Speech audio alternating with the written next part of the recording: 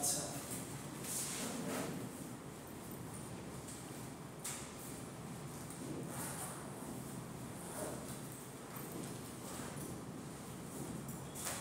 আজকে তাহলে আমরা ইন্ডাস্ট্রিতে তো এটা দেখে আসতাম সবাই নাকি স্ট্রেন লাইফ কি দেখা হয়েছে জি স্যার দেখা হয়েছে কি বিজয় জানো না সবাই রেজিস্ট্রেশন করা ছাড়াও দিনে 3-4 জন গেছে যাদের ইচ্ছা ছিল তারা এসে যদি ইয়ে করতো আমাদেরকে বলতো তাহলে আমরা ওটা তাদেরকে না নিয়ে যাইতাম এটা ইচ্ছা সবকিছু ইচ্ছা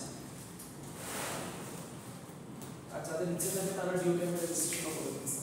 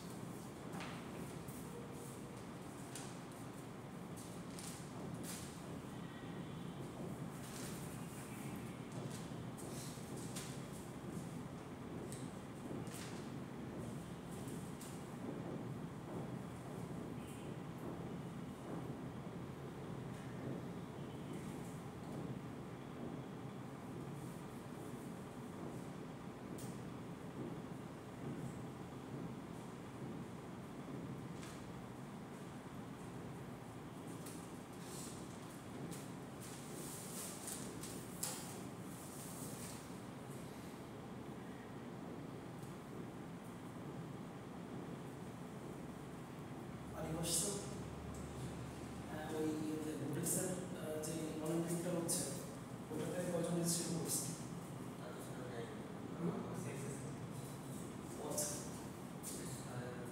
মানে কে করছে না করছে ওটা আপনার সাথে ইয়ে করে নেই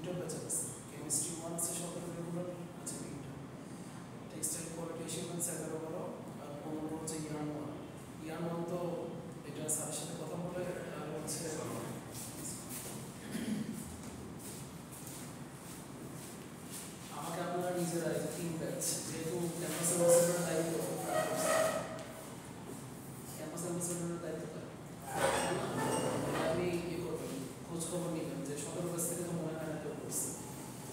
15 থেকে কয়জন করছে? সিরিয়াল ওয়াইজ সবার কাছে গেছে আবার দেখি তাদের সাথে কথা বলতে। না, এই 3 ব্যাচ থেকে কয়জন করছে এটা আমাকে জানাবেন নাকি? লিস্ট না ওই দিন যার যার এক্সাম আছে ওটার ব্যাপারটা আমি নিজেই দেখব। আচ্ছা,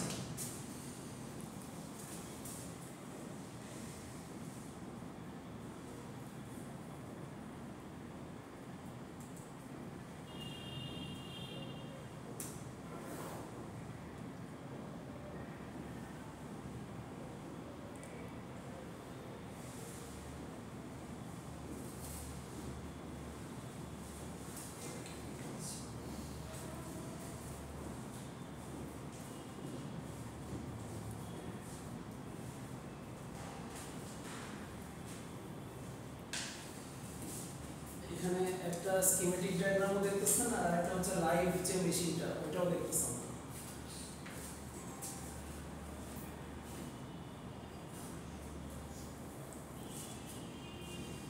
উপরে দেখা যাচ্ছে এটা আমি মার্কের ভিতর দেখাই নাই, উপরে যে বোল্টেড দুইটা কি বলবো পার্টস দেখা যাচ্ছে, এই বোল্টেড দুইটা পার্টসের মূল অবজেক্টিভ হচ্ছে এই মোটরটাকে মেশিন যে রেস্ট অফ দ্য ব্লেড বা কাটিং মেশিন, সেই কাটিং মেশিনের সাথে মোটরটাকে যাতে সাপোর্ট একটা ভর কি বলে ওই যে ভর কেন্দ্রের একটা সামঞ্জস্য এনে দেয় এবং এটা যাতে বোল্টেড থাকে একসাথে। মোটামুটি মোটর কিন্তু আপনারা দেখছেন প্রচুর আওয়াজ করে এবং ভাইব্রেট করে। ইয়েতে পানি পাম্পের কি বলে ডিপ থেকে আপনাদের বিল্ডিং এ মোটামুটি আছে কিনা ডিপের লাইন মোটর দেখছেন নিজেদের বাসায়, ওটা প্রচুর ভাইব্রেট করে এবং ওটা প্রচুর নয়েজ করে। এই জন্য এটার উপরে একটা যে দেখা যাচ্ছে যে মেটালিক শিল্ড দেওয়া আছে, শিল্ড দিয়ে এভাবে বোল্টেড করে রাখছে। এভাবে এক্সটেনশনটার আলাদা পারপাস অন্য কোনো পারপাস হয়তো নাই, কিন্তু এটা হচ্ছে মূলত ভর কেন্দ্রটাকে ব্যালেন্স করতেছে এবং এখানে এই মেটালিক শিল্ডটা দেওয়া হচ্ছে ভাইব্রেশনটা যত লিমিটেড করা যায়, আওয়াজ এবং কম্পন এই দুইটাকে যতটুকু সীমাবদ্ধ করা যায়। ভিডিও তো আমি আগের দিন দেখাইছি, এখন কি আর ভিডিও দেখানো লাগবে? দেখা লাগবে, আপনি তো ক্লাস করেন না, এই জন্যই দেখা যাচ্ছে।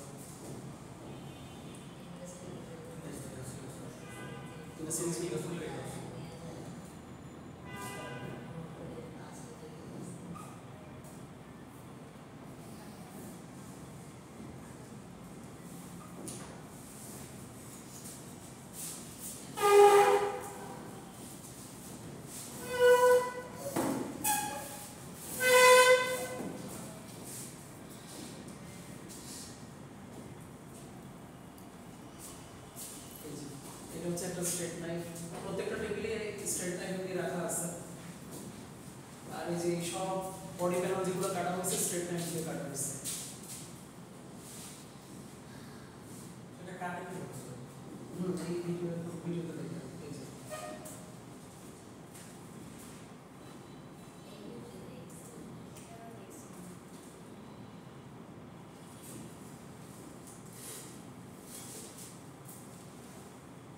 এই সাইডে দেখতে সমস্যা হচ্ছে আপনাদের?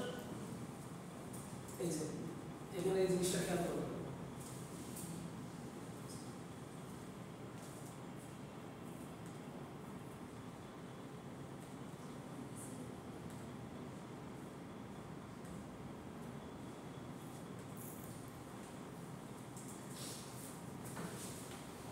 এই যে প্রেসার ফুডটা উঠে গেল, যে প্রেসার ফুডটা হচ্ছে ফ্যাব্রিকের লেটাকে, ফ্যাব্রিকের এই পুরোটা হচ্ছে একটা লে, ভেতরে অনেকগুলো প্লাই আছে, এটাকে প্রেস করার জন্য প্রেসার ফুড উঠে গেল, উঠে এবার ফ্যাব্রিকের উপর ওটা শক্ত হয়ে বসবে। এই যে জিনিসটা ড্রপ করলো, দেখছেন তো ভিডিও তো স্লো করে দেওয়া আছে, ড্রপ করে এখন ব্লেডটার সাথে ফ্যাব্রিকের মাঝখানে আর কোনো বাধা নেই, কন্ট্যাক্ট মানে এখন সরাসরি ডিরেক্ট কন্ট্যাক্ট হচ্ছে ফ্যাব্রিক আর ব্লেড। এবার ওই ব্লেডটা ফ্যাব্রিকের ভিতর দিয়ে চলে যাচ্ছে। এমনি সামনে একটা গার্ড আছে, সামনে যে একটা মেটালিক গার্ড আছে, কিন্তু যখন ফ্যাব্রিকটা কাটা হয়ে গেছে কন্ট্যাক্ট যে জায়গায় ফ্যাব্রিকের সাথে ব্লেডের কন্ট্যাক্ট হচ্ছে ওখানে আঙুলও এক্সপোজ থাকে, যে অপারেটর বা যে মানুষ তার আঙুলটাও এক্সপোজ থাকে। আর উপরে এই যে মার্কারের ভিতরে ছিদ্র করে উপর দিয়ে স্কচ টেপ দিয়ে দিচ্ছে যাতে নড়ে না যায়। এবং এই যে পুরো স্লিপ দেখতেছেন, স্লিপ স্যার হ্যাঁ ছিদ্রটা কেন করা হয়েছে? ছিদ্রটা করা হচ্ছে কারণ ওই যখন দেখেন না কোনো বড় একটা পলিটিক্যাল পার্সোনাল বা কারো কোনো স্কুল কলেজের বড় একটা ব্যানার টাঙানো হয়, বাতাস পাস করার জন্য ভিতর দিয়ে ছিদ্র করা হয়। আর এখানে ছিদ্র করা হচ্ছে স্কচ টেপ মেরে, যাতে ওপরে যে কাগজটা আপনাদের নর্মাল যে খাতার কাগজ ওইরকম পাতলা কাগজ, এটা প্যাটার্নের মতো মোটা কাগজ না, তো এই পাতলা কাগজটাকে যে যাতে ফ্যাব্রিকের সাথে লেগে থাকে। ব্লেড দিয়ে কাটার সময় তো দেখলাম যে ওই জায়গাটায় তো ট্যাপটা এই যে উঠে যাচ্ছে, তো তখন তো সাইজ নষ্ট হয়ে যাবে, বা মানে একটু যদি 19-20 হয় ওইটা সুইংয়ে গিয়ে প্রবলেম হবে। কাট প্যানেলগুলো আপনারা তো সুইং সেকশন সব কিছু মানে একটা আক্ষেপ ছিল যে আপনারা দেখেন নাই নিজের চোখে, এবার তো দেখে আসছেন সব সুইংয়ে ঢুকছিলেন না স্যার? ওখানে তো এটা ওরা হাত দিয়ে করতেছিল, ওরা তো নিজে মেশিনটা কাটতেছিল। হ্যাঁ, ওই মেশিনে তো আপনাদেরকে ভিডিও দেখাইছি, অটোমেটিক কাটিং ফিট ছিল। এটা কি ছিলই না? এটা ছিল স্যার, অটোমেটিক আরে অটোমেটিকলি বাম সাইডে তো ছিল এটা অটোমেটিক। এখন তো ওই আপনারা যেখানে গেছেন ওটা খুবই উন্নত একটা ইন্ডাস্ট্রি, মানে বাংলাদেশের যে টপ 10 গ্রুপ আছে তার ভিতরে একটা হচ্ছে মন্ডল গ্রুপ। এটা মন্ডল গ্রুপের একটা sister concern Montex fabric limited. তো ওইটাতে অবশ্যই এখন অটোমেশনে চলে গেছে। সামনে ওরা গ্রিন যে প্র্যাকটিস, সবুজ যে প্র্যাকটিসগুলো, সাস্টেনেবল প্র্যাকটিস, ওইদিকে ওরা শিফট করবে। কার্বন ফুটপ্রিন্ট, কার্বন নিঃসরণ কমানোর চিন্তা করবে। তো আমরা তো এখানে কনভেনশনাল সিলেবাস পড়তেছি, এগুলোর সাথে সাথে আমাদের ওই টাইপের জিনিসপত্র নিয়ে স্টাডি করতে হবে। আমরা কি চাইলে ওই ইন্ডাস্ট্রিতে ইন্টার্ন করতে পারবো? এখন ইন্টার্ন করার জন্য ইন্টার্ন অনেক দূরের কথা। আর ইন্টার্নের ব্যাপারে হচ্ছে একটা ইন্ডাস্ট্রিতে 4 জনের বেশি অ্যালাউ করে না। এখানে আবার শর্ত আছে। শর্তটা হচ্ছে ওই ইন্ডাস্ট্রিতে যদি আগে থেকে ইন্টার্ন গ্রুপ মানে অ্যাক্টিভ থাকে, অ্যাক্টিভ মানে হচ্ছে 1 মাস আগে তারা ইন্টার্নশিপ শুরু করছে, তারা কন্টিনিউ করতেছে, তখন আবার ওরা বাইরের ইন্টার্ন অ্যালাউ করে না। তবে মানে ওইটা নিয়ে কনসার্ন হওয়ার কিছু নাই যে ওই ফ্যাক্টরিটা দেখছি মানে ওইটা আমার পছন্দ হয়ে গেছে, এরকম ফ্যাক্টরি আর পাবো কিনা, এরকম অনেক মানে অ্যাভেলেবেল আছে বাংলাদেশে। আমি চাচ্ছিলাম যে কোনো ভালো হ্যাঁ, হ্যাঁ। ইন্ডাস্ট্রিতে গেলেই তো ভার্সিটিতে তো কোনো ম্যাটার না, মাঝে ব্রেক কি মনে এগুলো কি ম্যাটার স্যার? আচ্ছা, ভার্সিটি ম্যাটারটা বলতে কি দিন শেষে ইন্টার্নও যে খুব একটা ম্যাটার করবে তা না। আপনি ধরেন একটা রিলেটিভলি লেস নোন একটা ইন্ডাস্ট্রি থেকে ইন্টার্নশিপ করে আসছেন, মানে কম্পারেটিভলি মোর যে ফেমাস ইন্ডাস্ট্রিগুলো তার তুলনায় একটু লেস নোন ফ্যাক্টরি থেকে করে আসছেন। করে আসার পর আপনি কি শিখছেন, মেইন কথা হচ্ছে আপনি কি শিখছেন। আপনি যদি ইন্টার্নশিপে যান গিয়ে, আচ্ছা একটার ভিতর আরেকটা ভিডিওটি দেখে মোটামুটি আইডিয়া হয়েছে। আমি তো ভিডিও দেখাচ্ছি, অন্য জিনিস ডিসকাস করতেছি।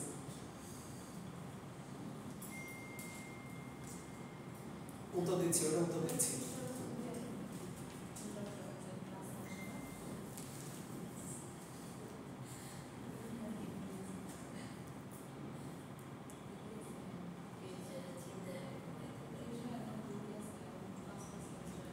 ব্লেডটা কোন দিকে আছে স্যার? এই যে ব্লেড আপনার বুঝতে পারেন না? ওটা ব্লেড এটা হচ্ছে সামনে মেটালিক গার্ড, আর এটা হচ্ছে ব্লেড, স্ট্রেইট নাইফ, সোজা নাইফ, সোজা ছুরি। এটা হচ্ছে 10 ইঞ্চি লম্বা। মাঝে আপনারা হয়তো রাস্তাঘাটেও দেখতে পারেন যখন আন্দোলন চলে, যখন মারামারি চলে, এরকম সোজা যে কতগুলো ফলা আছে না, এরকম 10 ইঞ্চি একটা ফলা। সেই 10 ইঞ্চি একটা ফলার সামনে হচ্ছে একটা মেটাল গার্ড আছে, আর এই যে প্রেসার ফুড আছে নিচে, এগুলো আমরা এখানে দেখবো। আর এই যখন হচ্ছে ফ্যাব্রিক কাটা হবে তখন এই গার্ডটা প্রেসার ফুডটা উঠে যাচ্ছে, তো দেখতেছেন, দেখে সরাসরি ফ্যাব্রিক, এইটা হচ্ছে ফ্যাব্রিকের একটা রোল। আমার প্রেসার ফুডটা উঠে এই বরাবর এসে এইখানে কাটতেছে, ফ্যাব্রিক বরাবর হাইটে এসে প্রেসার ফুডটা নামতেছে, নেমে ওটা চেপে ধরতেছে, চেপে ধরে এই যে নাইফ এখানে এক্সপোজ হয়ে যাচ্ছে, ভিতর দিয়ে নাইফটা কেটে দিচ্ছে, ছুরিটাকে, সরি কাপড়টাকে, ফ্যাব্রিকের নেটটাকে। এবার ইন্টার্নশিপের যে কনসার্নটা মূলত আপনি নিজে কি শিখতেছেন এটার উপর। সচরাচর হয় কি, ইন্টার্নশিপে যখন স্টুডেন্টরা যায় তারা প্রথম দিন দেখে মানে খুব মানে কিউরিয়াস অবস্থায়, মানে ওয়াইড আইড স্টুপিড বলে না, যে একজন হঠাৎ করে ওয়াইড আইড স্টুপিড মানে কি, যে খুব ভোলা ভালা মানুষ, সে নতুন গ্রাম থেকে শহরে আসছে, বড় বড় বিল্ডিং, একদম চোখ বড় হয়ে যায় দেখতে গিয়ে। তো তারপর আস্তে আস্তে দেখে কি ইন্ডাস্ট্রি খুবই বিজি একটা জায়গা। ওখানে আমি এখান দিয়ে হেঁটে যাচ্ছি, আরিফকে কিছু একটা জিজ্ঞেস করলাম, ওর কথা বলার সময় নাই। এদিকে জুলিয়ান বকা খাচ্ছে তার সুপারভাইজারের কাছে, ওদিকে বিজয়ের কাছে গিয়ে দেখা যাচ্ছে যে বিজয় এখন কাজ শিখতেছে মাত্র, ও প্রেশারে আছে। তারপরে কামরান দেখা যাবে প্রচুর রিপোর্ট, একটার পর একটা রিপোর্টের কাজ করতেছে। ইন্টার্নরা যে যাবে তাদেরকে কারোর মানে দেওয়ার মতো সময় নেই। কেউ যদি সময় দেয় সে তার নিজের কাজের সময়ের ভেতর থেকে সময়টা দিচ্ছে, তাকে কিন্তু তার নিজের ঘন্টার পারফরমেন্স ঘন্টায় ঘন্টায় এফিসিয়েন্সি হিসাব হয়। এই জিনিসটা মনে হয় আপনাদের কাছে আমি দেখাই নাই, দেখানোর সুযোগই হয় নাই। স্যার ইন্ডাস্ট্রি স্যার সবার কাজ কি স্যার মানে সময় বেসিসে হয় যে এতটুকু সময়ের মধ্যে এতটুকু কাজ করা লাগবে? এই ওয়েবসাইটটা কি কাউকে দেখাইছে? এটা আমার আগের ইন্ডাস্ট্রি, আমি নিজে যে ইন্ডাস্ট্রিতে লাস্ট ছিলাম সেই ইন্ডাস্ট্রির হচ্ছে পাওয়ার বিআই কি কেউ চিনেন? নাম শুনছেন পাওয়ার বিআই? পাওয়ার বিআই হচ্ছে একটা টুল, এটা দিয়ে ওয়েবসাইট মানে খুব হাই পারফরমেন্স ওয়েবসাইট বানানো যায়। এইটাতে সরাসরি লাইভ ডাটা পুরো ইন্ডাস্ট্রিতে, যে ইন্ডাস্ট্রিতে টোটাল 8টা ব্রিগেডে 67টা সুইং লাইন, টোটাল 67টা সুইং লাইনকে 8 ভাগে ভাগ করছে। ভাগ করে কর্ণফুলীতে ছিল মনে হয় 10 থেকে 18, মেঘনায় 9 থেকে 18, এখানে হচ্ছে 1 থেকে 8 সুইং লাইন। পদ্মাতে ছিল 23 থেকে 33 নাম্বার, 25 থেকে 35 নম্বর সুইং লাইন। তিতাসে ছিল 19 থেকে 25 পর্যন্ত, 24 পর্যন্ত সুইং লাইন। গোমতী, এবার গোমতী, যমুনা, সুরমা, তিস্তা এগুলো ছিল উপরের ফ্লোরে। আমি নিচে যে ফ্লোরটায় ছিলাম ওখানে 33টা সেলাই লাইন ছিল, ওটা পুরোটাই আমার কভার করা। এখানে কিন্তু ঘন্টায় ঘন্টায় ডাটা আপডেট হচ্ছে আই রিপোর্টসে দিয়ে, বা আমি যদি প্রোডাকশন রিপোর্টে যাই এগুলো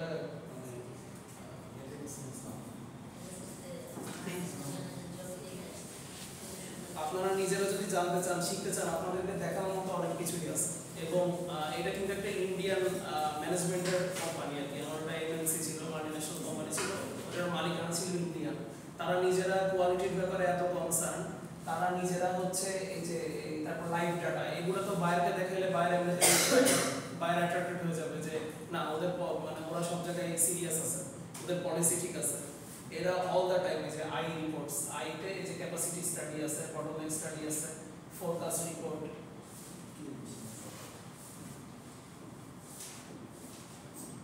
যেমন আর এখানে কি ওয়েবসাইট বানানো ফ্রি? হ্যাঁ ফ্রি ফিচার্স আছে, পেইড ফিচার্সও আছে, যে কোনো ওয়েবসাইটে যারা ফ্রিল্যান্সিংয়ে কাজ করেন তারা জানবেন যে ফ্রি ফিচারও থাকে, পেইড ফিচারও থাকে।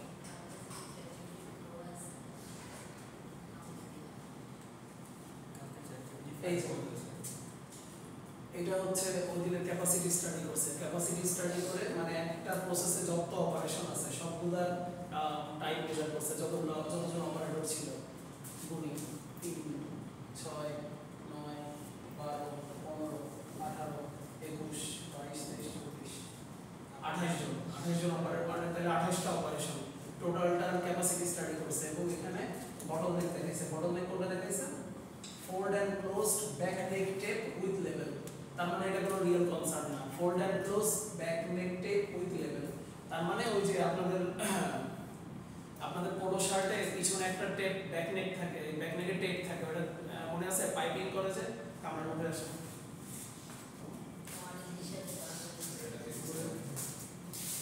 এই যে ওনার শোল্ডারের এখানে দেখেন এই যে এই টেপটা আছে না, এই টেপটার নিচে এই টেপটার ওখানে লেভেল অ্যাটাচ করে সেলাই করা, মানে ওটা খুবই সিম্পল প্রসেস। ওইটা অন্য যে কোনো মেশিন থেকে মাঝখানে লোক এসে করে দিলে হয়ে যায়। তো ওইটার জন্য 66 আছে, মানে এটা কোনো রিয়েল কনসার্ন না। এটা ছাড়া ওই যে টোটাল বাকি যে অপারেশন, এখানে মাউস দিলে নাম্বার উঠতো 200, তাহলে নেক্সট লোয়েস্ট কোনটা? 144, তাহলে ওইটার ঘন্টায় ক্যাপাসিটি দেখা যাচ্ছে 144, মানে সর্বনিম্ন অপারেশন যেটা ওইটাই হচ্ছে ক্যাপাসিটি। ব্যাপারটা বুঝতে পারছেন? এখানে আপনারা এই লাইনে 10 জন বসে আছেন, এখন হচ্ছে সুজন 200টা প্রসেস করে নাহিদকে দিচ্ছে, নাহিদ 190টা করে দিচ্ছে রিমনকে, রিমন করতেছে 190টাই। তারপরে আবার তাহসিন সে 180টা করতেছে, সে 180টা দিচ্ছে, সাজ্জাদকে 200টা দিলেও করতে পারে, 180টা দিলেও করতে পারে। তাহলে এখান থেকে পাস হচ্ছে কত? 180, এর বেশি তো পাস হচ্ছে না। তাহলে এই লাইনের ক্যাপাসিটি তখন কত হচ্ছে? 180। তো এই যে এরকম লাইভ ডাটা ওরা ইন্ডাস্ট্রিতে প্রতি ঘন্টার ডাটা ঘন্টায় রাখতেছে।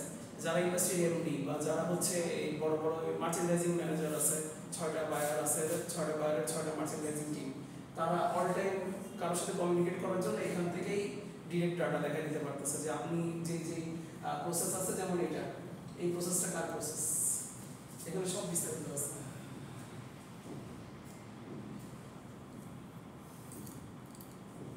মানে বায়ার ধরে ধরেও বর্ণনা আছে যে অমুক বায়ারের অর্ডার ছিল 50,000 পিস, তার লাইনে এখন হয়ে গেছে 27,000 পিস আর 23,000 পিস বাকি আছে।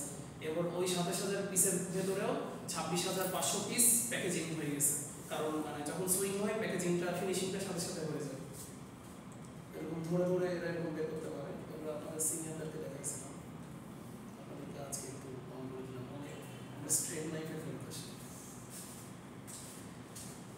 আচ্ছা, তাহলে এখন মনে হতে পারে যে স্ট্রেট নাইফ তো বোরিং লাগতেছে, স্ট্রেট নাইফ পড়ে কি করব?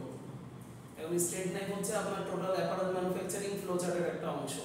আপনারা মনে হয় নোটিশ গ্রুপে খেয়াল করছেন কিনা জানি না, গতকালকে একটা নোটিশ, গত পরশুদিন একটা থিসিস ডিফেন্সের নোটিশ দেওয়া হয়েছিল 4 জনের আইডি দিয়ে, যে তাদের থিসিস গতকালকে হয়েছে।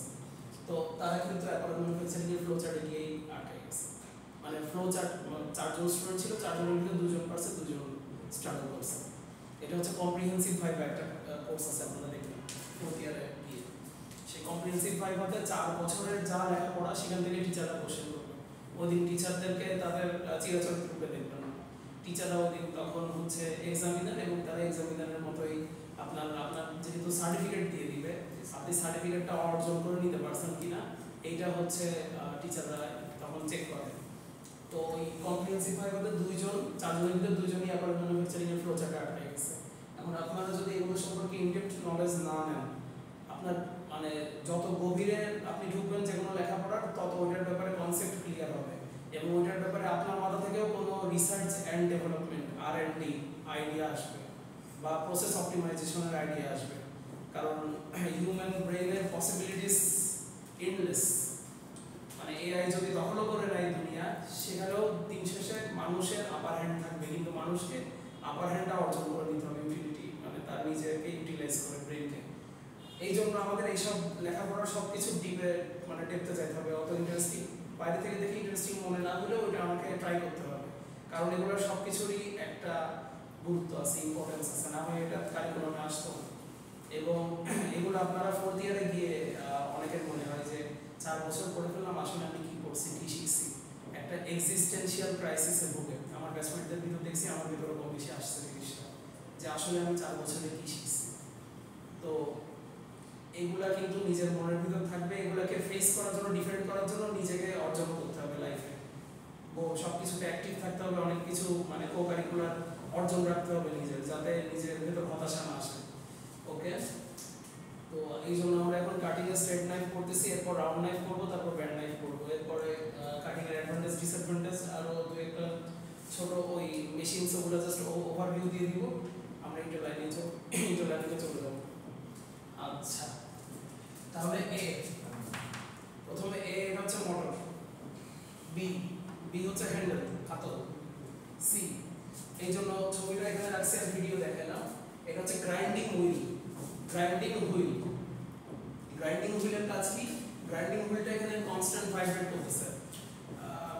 এই এক্সাম্পলটা আসলে সবার সাথে, আচ্ছা হ্যাঁ, 2টা এক্সাম্পল আছে। একটা হচ্ছে কুরবানির সময় কসাইরা যখন আসে, তাদের কাছে একটা পাথর থাকে, দেখছেন? সেই পাথর বা সেটা পাথরই মনে হয়, হচ্ছে সেটা কি ওই মেটালিক কিছু না, পাথর কিছু না, ওটাতে একটু পর পর ধার দিয়ে নেয়। আচ্ছা স্যার, শিকের মতো থাকে লম্বা। শিক না, মানে এই যে এরকম টাইপের, ওটা আমি আসলে ওটা লোকাল দিয়ে আমি বলতে পারছি না।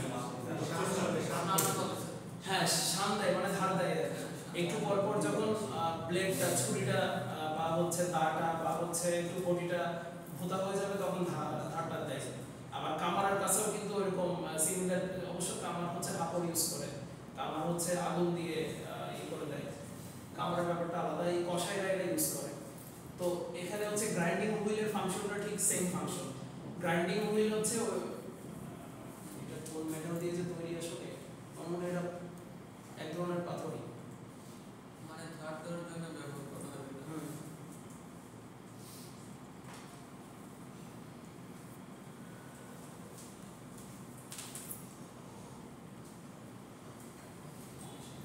তারপর দা বডি ধার করানোর জন্য যে আসে একটা সাইকেল নিয়ে ঢাকা থেকে আপনারা এগুলো দেখেন নাই, কাছে করে নিয়ে আসে। হ্যাঁ কাঁধে করে নিয়ে এসে তারপর বাসার সব দা বডিগুলা বের করে দেওয়া হয়।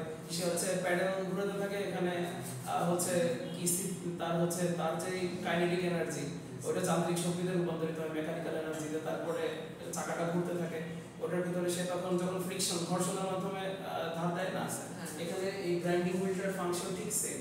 স্ট্রেট নাইফের ব্লেডটা ওঠানামা করতেছে ভিতরে, এখানে এই যে ওঠানামা করার তো এখানে জায়গাও আছে, দেখতেছেন না?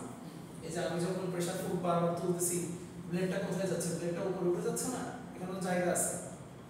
কথা কি বুঝতেছেন নাকি বুঝতেছেন না? নাইফটা যখন আমি একটা ফ্যাব্রিক লেয়ার উপরে বসাচ্ছি, প্রেসার ফুড দিয়ে বসায় কাটতেছি, তখন এক্সট্রা ব্লেডটা ওঠানামা করার জন্য এখানে জায়গা আছে।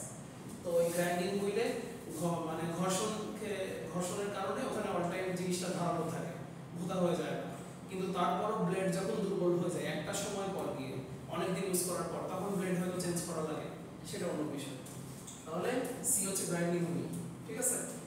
তারপরে ডি হচ্ছে যে গার্ড, যেটা মেটালিক গার্ড, যেটা আচ্ছা ডি এটা স্ট্যান্ড বলতেছে, নাইফ গার্ড হচ্ছে লাস্টেরটা এইচ। ডি হচ্ছে স্ট্যান্ড, মেটালিক স্ট্যান্ড। ই হচ্ছে ওই স্ট্রেট নাইফ বা ব্লেড বা নাইফ ই। আর এফ হচ্ছে বেস প্লেট, যে বেস প্লেটের উপর বোল্টেড অবস্থায় আছে আমার এই পুরো মেশিনটা, যন্ত্রটা, এটা হচ্ছে বেস প্লেট। আর এই জায়গাটা হচ্ছে এই যে নাইফ গার্ড, আর এখানে জি এটা হচ্ছে বোল্ট। এফ হচ্ছে বেস প্লেট, জি হচ্ছে ওই যে নাট বোল্ট, আর এইচ এটা হচ্ছে এই যে নাইফ গার্ড, পুরো নাইফের সামনে থেকে সুরক্ষা দিচ্ছে একটা আলাদা। স্যার এটা তো প্রেসার ফিট না, টাইম করতে প্রেসার ফিট না। নাইফ গার্ড আচ্ছা ঠিক আছে, তাহলে এটা আমি বাংলায় বলে দিলাম, এই বর্ণনা তো আর এখন লাগতেছে না, লাগবে? বোঝানো লাগবে? বুঝছেন কিনা মেশিনটা পুরোটা? আচ্ছা, তাহলে এটার অ্যাডভান্টেজ কি? এটার অ্যাডভান্টেজের জন্যই এটা হচ্ছে সস্তা।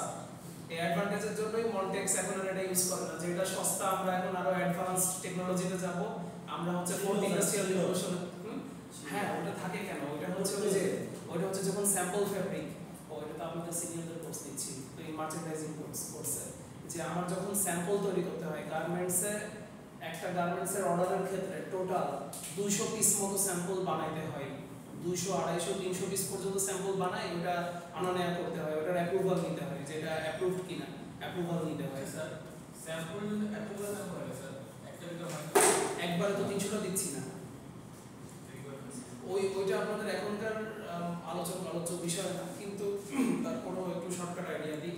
প্রথমে ইন্ডাস্ট্রিতে বায়ার স্যাম্পল বা কাউন্টার স্যাম্পল দিয়ে একটা অর্ডার শুরু হয়, যে বায়ার আসছে একটা ডিজাইনের ছবি দিবে, ছবি দিয়ে বলবে আমাকে এটার স্যাম্পল বানাবে। এখন আমাকে বায়ার চাইছে যে 95% কটন, 5% লাইক্রা ফ্যাব্রিক। লাইক্রা ছিলেন স্পান্ডেক্স, যেটার কারণে স্ট্রেচ, হ্যাঁ কাপড়টা স্ট্রেচ করে, ট্রাউজার টপস বটমস সব। তো 95% কটন, 5% লাইক্রা ফ্যাব্রিকে একটা পোলো শার্ট বানিয়ে দিতে বলছে, এই যে কামরানের যেটা পরে আছে এই আবার পোলো শার্ট বানিয়ে দিতে বলছে। আমার কাছে এখন 95% কটন এবং 5% লাইক্রা ফ্যাব্রিক নাই, আমার কাছে আছে সিবিসি, চিপ ভ্যালু কটন, মানে 60% cotton 40% polyester, cotton polyester mix, এটা আছে। এটা দিয়ে আমি বানিয়ে দিলাম যে আপনি আমার সেলাইটা দেখেন, আমার কাটিংটা দেখেন, মানে আমি যেই হচ্ছে স্ট্যান্ডার্ড বডি মেজারমেন্ট অনুযায়ী বানিয়ে দিচ্ছি, এটা দেখেন, এটা আপনার পছন্দ হচ্ছে কিনা। এটা হচ্ছে কাউন্টার স্যাম্পল বা বায়ার স্যাম্পল বা প্রোটো স্যাম্পল, অনেক নাম আছে, রেড সিল স্যাম্পল বলে কিছু জায়গায়। বায়োটা দেখলো, আচ্ছা এটা বানানোর জন্যই আমাকে প্রথমে বেসিক প্যাটার্ন বানানো লাগতেছে, বেসিক প্যাটার্ন বা বেসিক ব্লক, মনে আছে মিড টার্মের পড়া বেসিক প্যাটার্ন। তারপরে এটা অ্যাপ্রুভ হওয়ার পরে এরপর আমাকে বানাতে হবে ফিট স্যাম্পল এবং সাইজ সেট স্যাম্পল। ফিট স্যাম্পলটার জন্য ওয়ার্কিং প্যাটার্ন বানানো লাগতেছে, প্যাটার্নটাকে অ্যালাউন্স দিয়ে আর একটু মডিফাই করা লাগতেছে। করার পর সেই ওয়ার্কিং প্যাটার্নটা দিয়ে আমরা হচ্ছে ফিট স্যাম্পলটা কি একটা ডামিতে পড়ায় ফিটিং করে দেখাইতে হবে, যে হ্যাঁ এই যে এটা জিওমেট্রি, গার্মেন্টসের জিওমেট্রিটা এরকম একটা আওয়ার গ্লাস শেপ ফর্ম করতেছে, যে জিওমেট্রিটা আমি দেখালাম, এটা ফিট স্যাম্পল। ফিট স্যাম্পলের পর সাইজ সেট স্যাম্পল বানাইতে হবে। সাইজ সেট স্যাম্পল কি, সাইজ সেট স্যাম্পল হচ্ছে এম সাইজের দুইটা, এল সাইজের তিনটা, এক্সএল সাইজের তিনটা, ডাবল এক্সএল সাইজের দুইটা, মানে ও যতগুলো সাইজ লাগবে সব সাইজের আমি তখন স্যাম্পল বানাই, ওইটা দেখে দিতে হবে, দিয়ে ওটার অ্যাপ্রুভাল নিতে হবে। ওই সব কিছু অ্যাপ্রুভ হয়ে যাওয়ার পর তারপর আসে হচ্ছে pre production sample, PP sample. এই প্রি প্রোডাকশন স্যাম্পল বানানোর জন্যই তখন প্রোডাকশন প্যাটার্নটা বানায় ফেলে। তো ওইটা বানানোর পর ওই প্রি প্রোডাকশন স্যাম্পল পিপি স্যাম্পলের অ্যাপ্রুভাল নেওয়া হয়ে গেলে তারপর মেইন প্রোডাকশন শুরু হয়ে যায়। এবং মজার বিষয় হচ্ছে মেইন প্রোডাকশন আর স্যাম্পল প্রোডাকশনের যে সেকশন, দুইটা সেকশন কিন্তু আলাদা। আপনারা যেটা দেখে আসছেন ওটা হচ্ছে প্রোডাকশনের ইউনিট দেখে আসছেন, কিন্তু তারা কিন্তু স্যাম্পল বানায় না, স্যাম্পল বানায় আলাদা একটা জায়গায়, যেটা হচ্ছে ক্যাড সেকশনের সাথে আলাদা একটা স্যাম্পল সেকশন থাকে। ওখানে হচ্ছে সবাই এক্সপার্ট যারা, মাল্টি স্কিলড অপারেটর যারা সব রকম মেশিন চালাতে পারে এবং যাদের কাজের কোয়ালিটি, মানে স্যাম্পল সেকশনের কোয়ালিটিতে প্রায়োরিটি দেওয়া হয় আর প্রোডাকশন সেকশনে এসে কোয়ান্টিটিতে প্রাধান্য দেওয়া হয়। একটাই গুণ, একটাই পরিমাণ। আমরা কি করতেছি? আমরা কাটিং করতেছি স্ট্রেট নাইফ। আচ্ছা, তাহলে প্রথম এটা হচ্ছে চিপার, দ্বিতীয়টা কি? এটা হচ্ছে রাউন্ড নাইফের চেয়ে বেশি আঁকা বাঁকা পথে নিয়ে কাটতে পারে। রাউন্ড নাইফটা একটু রিজিড, হ্যান্ডেল করাটা তার চেয়ে যে রাউন্ড নাইফের চেয়ে একটু কার্ভ লাইনে কাটতে পারে। এই যে এটা আঁকা বাঁকা আমার কাটা লাগতেছে, এইভাবে ওই রাউন্ড নাইফ দিয়ে কাটাটা যত নিখুঁত হবে তার চেয়ে স্ট্রেট নাইফ দিয়ে আমার এই আঁকা বাঁকা লাইনটা কাটা সহজ হবে। 10 ইঞ্চি পর্যন্ত ফ্যাব্রিক কাটতে পারবে। এবার রাউন্ড নাইফ দেখালেই বুঝবেন, রাউন্ড নাইফে সর্বোচ্চ 2 ইঞ্চি 3 ইঞ্চি, এর চেয়ে বেশি ফ্যাব্রিক কাটা যায় না রাউন্ড, কারণ নাইফটাই ছোট। আর এখানে স্ট্রেট নাইফের ব্লেড কত বড়? ব্লেডই তো 10 ইঞ্চি, তাহলে আমি চাইলে 10 ইঞ্চি পর্যন্ত কাটতে পারবো, থিওরিটিক্যালি তো পারবো। রাউন্ড নাইফ স্যার তৈরি হয়েছে কেন স্যার? হ্যাঁ, রাউন্ড নাইফ কেন করেছে? রাউন্ড নাইফ করবো আমরা এরপরে করবো। কুইক ফ্যাব্রিক কাটিং, স্ট্রেট নাইফের কুইক ফ্যাব্রিক কাটিং ওটা অন্য জায়গায় ঠিক আছে। components could be cut out directly from fabric layer, হ্যাঁ directly কাটা যাবে, এটা অ্যাডভান্টেজ, এটা বিশেষ কোনো না। Grinding could be done during cutting, যেহেতু এখানে গ্রাইন্ডিং হুইল আলাদা আছে, ধার দেওয়ার জন্য মেশিন বন্ধ করতে হবে না, মেশিন অটোমেটিক ধার হয়ে যাচ্ছে। could be cut at any angle, এটা এই কথাটার সাথে যে কার্ভ লাইনে কাটা যাবে, যে কোনো অ্যাঙ্গেলে কাটা যাবে। Knife deflection may result due to heavy weight of the motor, এই যে বললাম না মোটরের যে ওজনটা, এটা একটা কনসার্নিং বিষয়। এই মোটরের হেভি ওয়েটের কারণে এখানে হচ্ছে এই আমার ডিফ্লেকশন হতে পারে। ডিফ্লেকশন মানে কি? আমি সোজা একটা লাইন কাটবো, বিচ্যুত হয়ে গেল, ডিফ্লেক্ট করে ফেলবো। আচ্ছা, higher the depth of the lay higher will be the deflection. আমি 10 ইঞ্চি আমার ফ্যাব্রিকের ব্লেড, এবার আমার ফ্যাব্রিকের লে যদি 7 ইঞ্চি হয়, একটা ফ্যাব্রিকের লে 7 ইঞ্চি আর একটা ফ্যাব্রিকের লে 5 ইঞ্চি, যেটা 7 ইঞ্চি সেটাতে আমার রিস্ক থাকবে বেশি যে ডিফ্লেকশন হওয়ার, মানে বিচ্যুত হয়ে যাওয়ার। Possibility of accident is higher, এখানে অ্যাক্সিডেন্টের ঝুঁকি থাকে।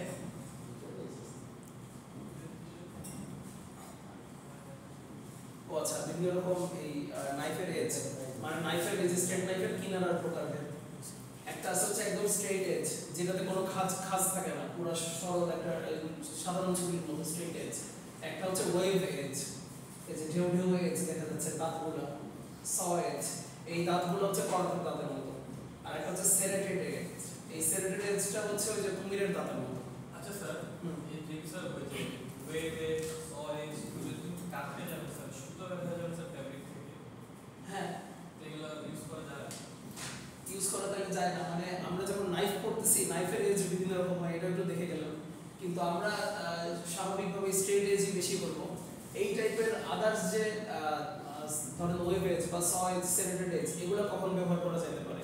আমার ফ্যাব্রিকটা যদি খুবই মোটা হয়, কার্পেট ফ্যাব্রিক হয়, বা আমার যদি ওই উইন্টারের কোনো অ্যাপারেল হয়, সেখানে তো আমার চারিপাশে এমনিতেই একটা কি বলবো, ওই যে রাফ এজ মানে বুঝেন তো, আগের দিন রাফ এজ পড়েছিলাম, দেখাচ্ছি আমাদের চারিপাশে সুতা উঠে যাচ্ছে, রাফ এজ। ওইরকম রাফ এজ তো আমার উইন্টার ফ্যাব্রিকে তো একটা ইয়ে থাকে আলাদা, কি বলে ওই যে ফ্লিস, মানে কি ফ্লিসে তো ওখানে ফাইবার উঠাই থাকে। ফ্লিস ফ্যাব্রিক বুঝেন আপনাদের বডির যে ভিতরের জায়গাটা, ওটা ব্রাশ করা থাকে না, ওইটা কি মানে প্লেন সারফেস হয়, মানে ওই সারফেসটা কি মসৃণ, বডির ভেতরের সারফেসটা। তো ওই উইন্টার ফ্যাব্রিক যেগুলোতে আমার সারফেস রাফ হলে সমস্যা নেই, স্মুথ হওয়া লাগে না সারফেস, সেখানে আমরা এরকম সেরেটেড এজ, স এজ ব্যবহার করতে পারি, স এজ বা সেরেটেড এজ। ওকে, এবার এবার রাউন্ড নাইফ। রাউন্ড নাইফে মোটামুটি সবকিছুই সেম, উপরেও সবকিছু সেম না, মডেল আছে এখানে। আমি আরেকটা উদাহরণ দিই।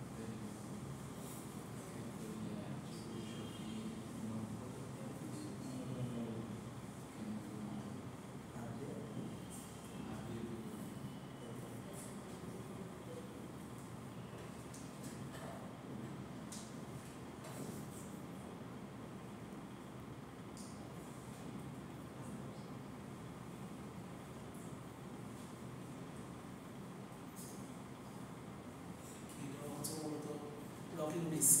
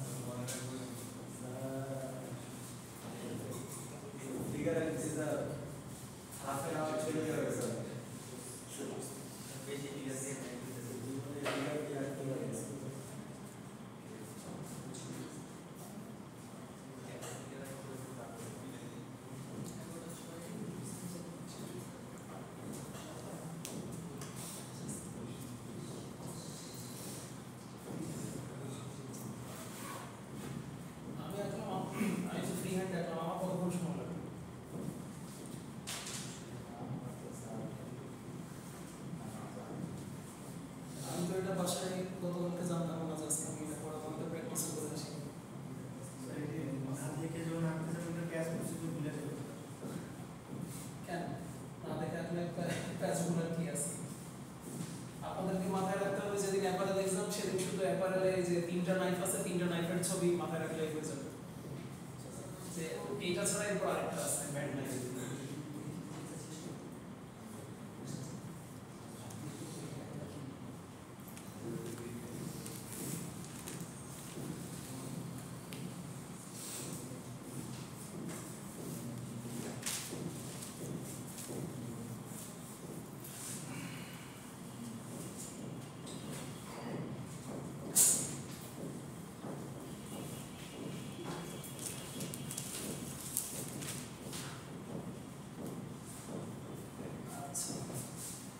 রাউন্ড নাইফটা এখানে ছোটর ভেতর দেখাই দিলাম। সেলফোনগুলো সবাই ব্যারি করতে হবে, কারোর যেন সামনে সেলফোন না থাকে। আর রাকিব সামনে চলে আসে, কামরান সিটটা খালি করো। আচ্ছা, তাহলে রাউন্ড নাইফের কম্পোনেন্টগুলো দেখেন। স্ট্রেট নাইফের সাথে কম্পোনেন্টগুলো সবই মিল আছে, কিন্তু স্ট্রাকচারটা আলাদা, স্ট্রাকচার ডিফারেন্ট। যেখানে ওটার নাইফ হচ্ছে টোটাল হচ্ছে 10 ইঞ্চি উচ্চতা দৈর্ঘ্য, আর এটার হচ্ছে একটা বৃত্ত, এই বৃত্তটার ব্যাস থাকে হচ্ছে 4 থেকে 5 ইঞ্চি ব্যাস থাকে, না 3 থেকে 4 ইঞ্চি, 3 থেকে 4 ইঞ্চি ব্যাস, মানে ব্যাসার্ধ হচ্ছে 1.5 ইঞ্চি বা 2 ইঞ্চি, ছোট ছোট পিস। এটা হচ্ছে পাশেই ছবিতে দেখতেছেন, যে একটা রিয়েল ইমেজ দেখতেছেন। তাহলে প্রথমে মোটর আছে, বিতে হচ্ছে হাতল হ্যান্ডেল, এখানে সি এই সাইডে হচ্ছে নাইফ গার্ডটা আমি একে সি দিয়ে আইডেন্টিফাই করছি, টিতে হচ্ছে সুইচ আছে, ইতে এখানে হচ্ছে এখানে গ্রাইন্ডিং হুইল আছে। এই গ্রাইন্ডিং হুইলটা চাকা ঘুরতেছে বা রাউন্ড নাইফ ঘুরতেছে, রাউন্ড ডিস্ক ঘুরতেছে, আর এখানে গ্রাইন্ড হয়ে যাচ্ছে। এফ হচ্ছে যে বোল্টেড আছে এই জায়গাটা নাইফটা, জি হচ্ছে নাইফ, এইচ হচ্ছে নাইফের নিচে একটা গার্ড আছে, knife guard, sorry knife guard না, এটা হচ্ছে থ্রোট প্লেট। থ্রোট প্লেট হচ্ছে আপনাদের সেলাই মেশিনে দেখছেন সামনে যে থ্রোট প্লেট থাকে, ওটার থ্রোট প্লেটের কাজ কি? থ্রোট প্লেটের কাজ হচ্ছে আপনার ফ্যাব্রিকের যাওয়াটা যাতে স্মুথ হয়। এটা একটা মসৃণ একটা ফলক আর কি, ধাতব ফলক। তো এটার সামনে দিয়ে সেলাই মেশিনেও আছে, এখানেও আছে। আচ্ছা, থ্রোট প্লেট, রাউন্ড নাইফ বা রাউন্ড নাইফ ডিস্ক, এটা হচ্ছে বোল্ট, নাট বোল্ট, আর এখানে আই হচ্ছে থ্রোট পিএ, কি বলে ফেস প্লেট। পুরোপুরি একই হবে স্যার। এটা ভাইব্রেট করবে না? হ্যাঁ, ভাইব্রেট করবে। তো এই যে এটাও দেখতেছেন না, মেটালিক শিল্ড দিয়ে রাখছে চারিপাশে। মূল পার্থক্যটা কি? ওটা হচ্ছে 10 ইঞ্চি একটা ছুরি, মানে ওটা 10 ইঞ্চি একটা ফলা। ওই ফলাটা আপনাকে, মানে ওই ফলাটার উপরে মোটর, এই দুইটার চিত্র দেখেন না, ওইটার উপরে মোটরটা রেখে, মানে ওটা ব্যালেন্স করা অনেক টাফ। আর এইটা তুলনামূলক, এটা রাউন্ড নাইফ, এই নাইফের যে ভর, মানে এটার যে নিজের ভরবেগ বা এটার ক্ষেত্রফল, এটা যতটুকু জায়গা দখল করে আছে সেটার সাথে মোটর মোটামুটি সমানুপাতিক, মানে মোটরের সাথে এটার দূরত্ব বেশি না। আর এখানে দেখেন, আপনারা নিজেরাই চিন্তা করেন, মোবাইল তো সবাই ব্যাগে ঢুকে রাখছেন, আমার দিকে তাকালেই হবে। আমি মোবাইলটা এভাবে ধরে রাখলে আমার মানে আমার কি তেমন ইয়ে হবে, প্যারা লাগবে? কিন্তু আমি যদি মোবাইল এভাবে হাতে ধরে সবসময় ঘুরি, আমাকে এখান থেকে প্রায় কত 1 ফুট উচ্চতায়, আমি তুলনামূলকভাবে 1 ফুট উচ্চতায় যদি এই সেলফোনটা ধরে হাঁটাচলা করি, আমার অভিকর্ষজ ত্বরণ কি আরো বেশি টানতেছে না নিচের দিকে? ব্যাপারটা বুঝতে পারছেন? এটা ফিজিক্সের ল, যে আমি একটা ভারী জিনিস যত উপরে রাখতেছি আমার ওটা ব্যালেন্স করা টাফ হয়ে যাবে, চ্যালেঞ্জিং হবে। আর আমি একটা ভারী জিনিস নিচে রাখতেছি, ওটার অভিকর্ষজ ত্বরণ কি বেশি হবে না কম হবে?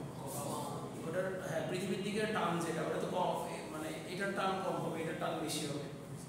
বুঝে গেছে? আচ্ছা, তাহলে এটা হচ্ছে রাউন্ড নাইফ।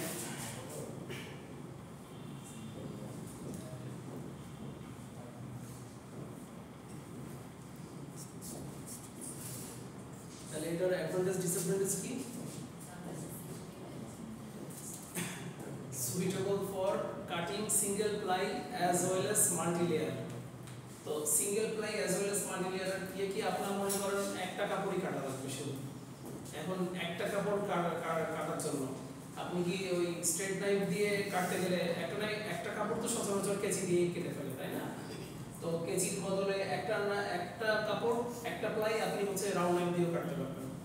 আর সর্বোচ্চ এটা গড়ে 20 থেকে 30টা লেয়ার কাটা যায়, 20 থেকে 30টা প্লাই, মানে সেটার প্লাইয়ের উচ্চতা হবে হয়তো 2 ইঞ্চি বা 2.5 ইঞ্চি।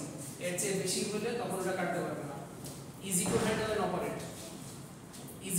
অপারেট। স্বাভাবিকভাবেই এই দুইটা নাইফের ভিতরে আপনারা নিজেরাই চিন্তা করেন, মানে যার সেলফোনটা ডিসপ্লে মনে করেন হচ্ছে ডিসপ্লেটা ধরতেছি 2.5 ইঞ্চি, আর এটার ডিসপ্লেটার লেন্থ দৈর্ঘ্য হচ্ছে ধরে নিচ্ছি 5 ইঞ্চি।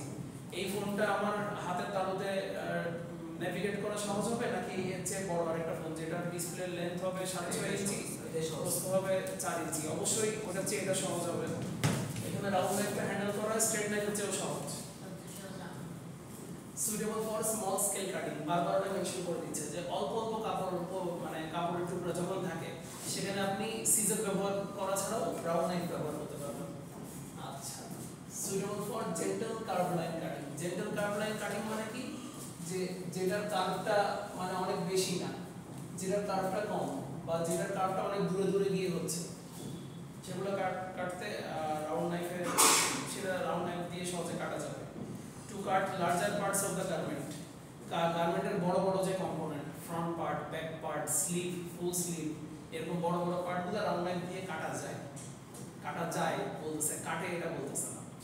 আচ্ছা, with the same RPM its efficiency is 10 times greater than straight knife. Same RPM বলতে কি বোঝাচ্ছে? Round per meter, round per minute, যে প্রতি মিনিটে কত দ্রুত কাটতে পারতেছে সেই হিসাবে স্ট্রেট নাইফের চেয়ে রাউন্ড নাইফের এফিসিয়েন্সি বেশি। এফিসিয়েন্সি মানে কি? দ্রুত কাটা যায়। স্ট্রেট নাইফের ভিডিও তো আপনারা দেখছেন যে আস্তে আস্তে কাটতেছে, স্বাভাবিক। আমি বললাম না এটা হ্যান্ডেল করা একটু কঠিন, এটা যেহেতু মোটরটার জন্য, এই মোটরটা উপরে আছে, এটা হ্যান্ডেল করার জন্য আমাকে বেশি এনার্জি দিতে হচ্ছে এবং এটা আস্তে আস্তে করতেছে। রাউন্ড নাইফটা হ্যান্ডেল করা তুলনামূলক সহজ, ওই জন্য রাউন্ড নাইফটা দিয়ে তুলনামূলক দ্রুত কাটা যায়, 10 গুণ দ্রুত স্ট্রেট নাইফের চেয়ে। ডিসঅ্যাডভান্টেজ কি?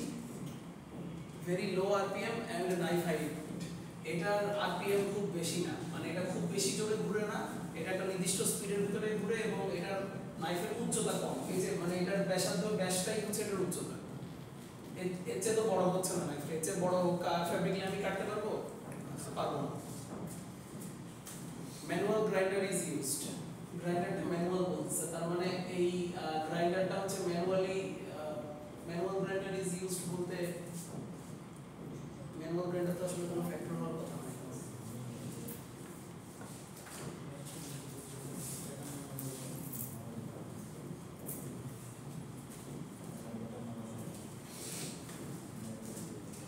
গ্রাইন্ডিং হুইল আছে এখানে, এই যে এটা কিন্তু grinding wheel. Manual grinder is used, এটা আপনারা স্কিপ করেন, ইগনোর করেন। Low productivity since few number of leg can be cut। ওই তো এখানে আমি শর্ট রেঞ্জের যে কাটিংগুলো আছে, আমার অল্প কিছু প্লাই আছে, সেটা কাটার জন্য আমি ব্যবহার করতে পারবো। খুব বেশি প্লাই আমি এখানে কাটার জন্য ব্যবহার করতে পারবো না। Not suitable for large production. Lubrication is manually done. এখানে যে আমার এখানে যদি জং ধরে যায় বা এখানে কোনোরকম যদি যান্ত্রিক প্রবলেম হয়, সেখানে লুব্রিকেশনটা ম্যানুয়ালি করতে হয়, যেটা অন্যান্য মেশিনে লুব্রিকেশন অটোমেটিক হয়। তাহলে রাউন্ড নাইফ আর স্ট্রেট নাইফের ডিফারেন্স, ব্লেড লেন্থ স্ট্রেট নাইফে হচ্ছে 6 থেকে 14 ইঞ্চি পর্যন্ত হয়, আর রাউন্ড নাইফের ক্ষেত্রে ওইটা ডায়া ব্যাস হচ্ছে 2.5 থেকে 7.5 ইঞ্চি, যেটা খুব বড় ওটাও 7.5 ইঞ্চি। আমরা মানে ওগুলোর দামও অবশ্যই অনেক বেশি হবে।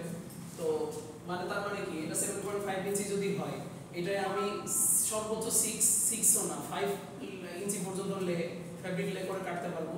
আমার কথাটা বুঝতেছেন? যেটার ব্যাস হচ্ছে 7.5 ইঞ্চি, ওখানে আমি 5 ইঞ্চি পর্যন্ত কাপড় কাটতে পারবো। এর উপরে কাটতে গেলে প্রবলেম হবে, 5 ইঞ্চি কাটতে গেলেও প্রবলেম হবে। স্ট্রেট নাইফে যেহেতু আমার অনেক বেশি ফ্যাব্রিক একসাথে নিয়ে কাটতে পারতেছি, এটা তুলনামূলক সস্তা। আর এখানে যেহেতু আমি বেশি কাটতে পারতেছি না এবং এটার দাম হিসাবেও এটা দাম বেশি পড়ে। এটা যে কোনো অ্যাঙ্গেলে কাটতে পারে, এটা যে কোনো অ্যাঙ্গেলে কাটতে পারে না। এটা হচ্ছে ওই যে স্মুথ যে ইয়েগুলা কি বলবো জানো,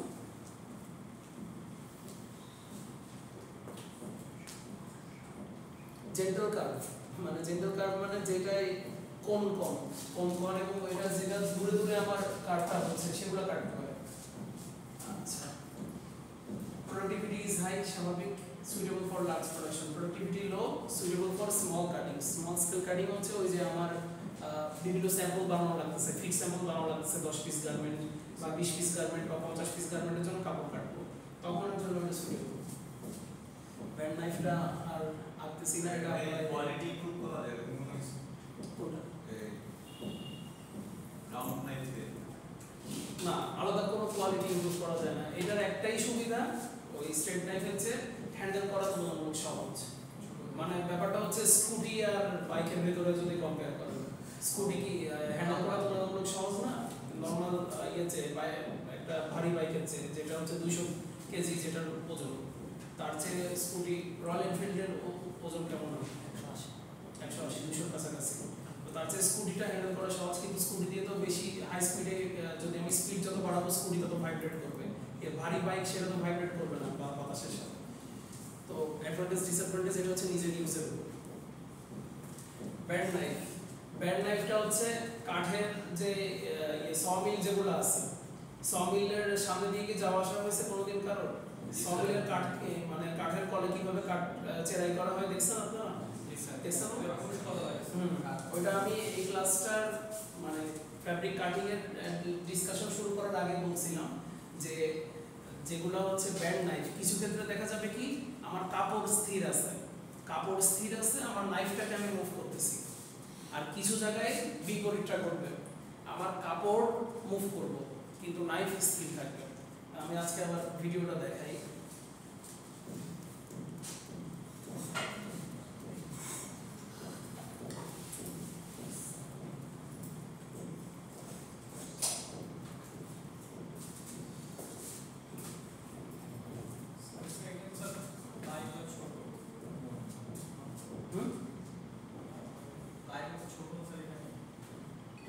প্লাই নট নেসেসারিলি ছোট,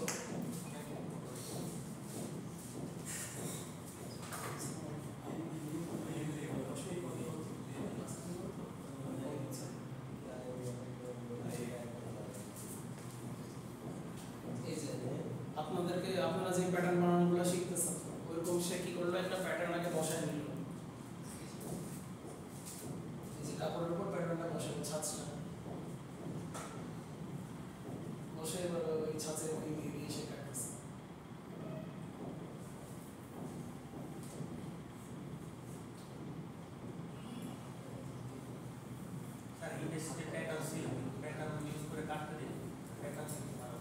প্যাটার্ন তো ইয়ের জন্য শুরুর দিকের অর্ডারগুলোর জন্য, প্যাটার্ন বানানোর পর সেই প্যাটার্ন ফলো করে মার্কার বানায়, আর প্যাটার্ন বানানো থাকতে হয়, প্যাটার্নের অ্যাপ্রুভাল দিতে হয়। প্যাটার্ন ইউজ করে তো কাটে না, ইউজ তো মার্কার ইউজ করে কাটে। তাইলে একটা বেস পার্থক্য বুঝলাম তো, যে স্ট্রেট নাইফ আর রাউন্ড নাইফের ক্ষেত্রে আমি কাপড়টাকে বিছাই আমি একটা লে বানাচ্ছি। লে বানানোর পর ওখানে আমি সিজার হোক, অটোমেটিক নাইফ হোক, অটোমেটিক যেটা হচ্ছে অটোমেটিক কাটিং হেড যেটা দেখছেন আপনারা, মোটরে কি অটোমেটিকটা দেখছেন না নাকি, কম্পিউটারাইজ কাটিং যেটা, আর হচ্ছে স্ট্রেট নাইফও ছিল, রাউন্ড নাইফ হয়তো দেখছেন বা দেখেন নাই, আমাদের ল্যাবে আবার রাউন্ড নাইফ ছিল।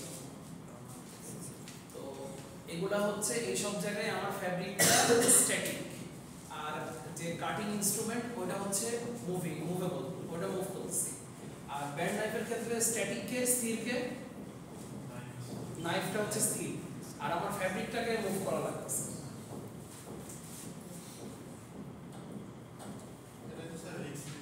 হ্যাঁ রিস্ক তো বেশি দেখলাম না, যে সে নিজেও যখন সাবধানে ইয়ে করতেছে, ওটা ইন্ডিয়ার একটা ইন্ডাস্ট্রির হচ্ছে কাটিং ডিভিশন ভিডিও দেখলাম। তাহলে এখানে কি কি আছে এটাও দেখে নেন। এটা হচ্ছে পুলি সিস্টেমে নেভিগেট করে, নাইফটা হচ্ছে উপরে নিচে সব দিকে, মানে নাইফটা ঘুরতেছে একরকম উচ্চ গতিতে, জিনিসটা হচ্ছে আরপিএম রাউন্ড পার মিনিট দেখলেন না, যে এই মেশিনের আরপিএম বেশি, একটা ধারালো ফলা সেটা হচ্ছে ফ্লেক্সিবল কিন্তু মানে চেইনের মতো, সেটা হচ্ছে ঘুরতেছে পুলি দিয়ে, পুলি দিয়ে ঘুরতেছে। আর নিচে হচ্ছে ছোট ছোট যে এয়ার বাবল আছে, এয়ার বাবলের ভিতরে আবার ছোট ছোট যে বৃত্তাকার বলস আছে, মানে এটা যদিও মানে আপনারা যে ভিডিওটা দেখছেন ওটা এরকম কিছু ছিল না, ওটাই শুধু পুলি ছিল, নাইফটা যে নিচে মোটর আছে, মোটরটা নাইফকে চালাচ্ছে, আর উপরে জাস্ট স্ট্যান্ড ছিল, এয়ার বাবল বলস এগুলো ওখানে ছিল না।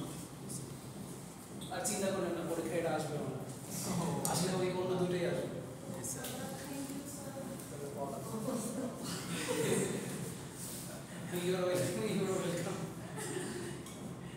এটা না আসাতে যদি থ্যাংক ইউ বলেন তাহলে কতটুকু বুঝতেছেন না আমারও ডাউট লাগতেছে।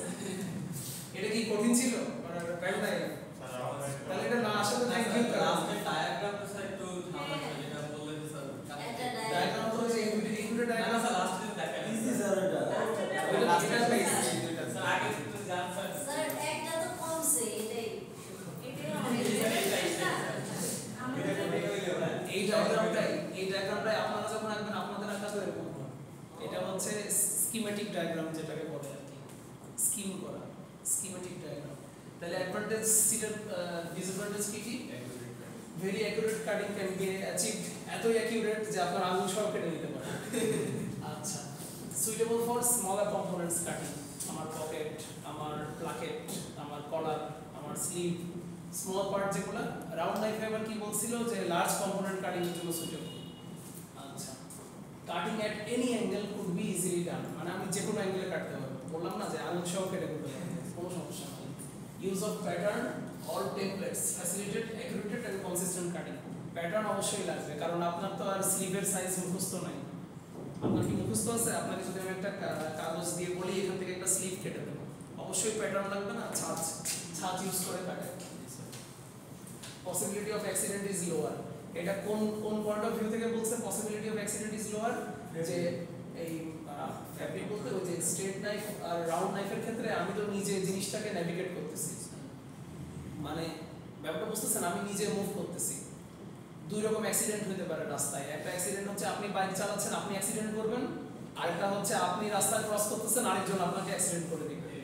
এখানে কোন অ্যাক্সিডেন্টের লোয়ার? আমি নিজে বাইক না চালাইলে আমার মানে আমি নিজে যদি বাইক নাই চালাই আমার তো আর অ্যাক্সিডেন্টের রিস্ক নাই, নাইফ আমি চালাচ্ছি না, আমার ওই দিক থেকে অ্যাক্সিডেন্টের রিস্ক নাই। কিন্তু অন্য বাইকের রিস্ক কিন্তু আছে, অন্য বাইক এসে আমাকে মারতে পারে।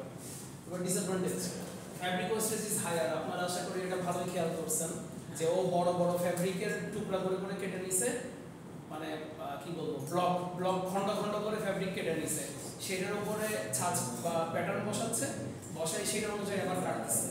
তো তাহলে এখানে প্রচুর পরিমাণে ফ্যাব্রিক ওয়েস্ট হচ্ছে কিনা? কোনো কনফিউশন আছে এই পয়েন্টটাতে? না স্যার। আচ্ছা, ওয়ার্কলোড ইজ হায়ার, এখানে কাজের প্যারা বেশি, কাজের চাপ বেশি। কারণ আমার একটা ফ্যাব্রিকের আমি লে বানাইছি, লে বানানোর পর সেই ফ্যাব্রিকটাকে আগে প্রথমে স্ট্রেট নাইফ দিয়ে আমি খন্ড খন্ড করে কেটে নিচ্ছি। কেটে নেওয়ার পর মানে এটা হচ্ছে যাদের মার্কার বানানোর সুবিধা নাই, যারা প্যাটার্ন বানায় কাজ করে তাদের হচ্ছে স্ট্রেট নাইফ দিয়ে প্রথমে ওই ফ্যাব্রিকটা ব্লক করে কাটতেছে। একটা ফ্যাব্রিকে আমি 8টা ব্লক করছি, 8টা ব্লক করে এরপর আমি প্যাটার্ন বসাই স্লিভ কাটতেছি, ফ্রন্ট পার্ট কাটতেছি, ব্যাক পার্ট কাটতেছি। সাব কন্ট্রাক্ট ফ্যাক্টরি যারা আর কি, যাদের হচ্ছে প্যাটার্ন বানানোর সফটওয়্যার কেনার সামর্থ্য নাই, ওটা চালানোর মতো দক্ষ লোক নাই। মেশিন কিনতে কয় টাকা লাগে বলতে এটা তাহলে সার্চ দিয়ে দেখতে হবে মেশিন কিনতে কয় টাকা লাগে। না এটা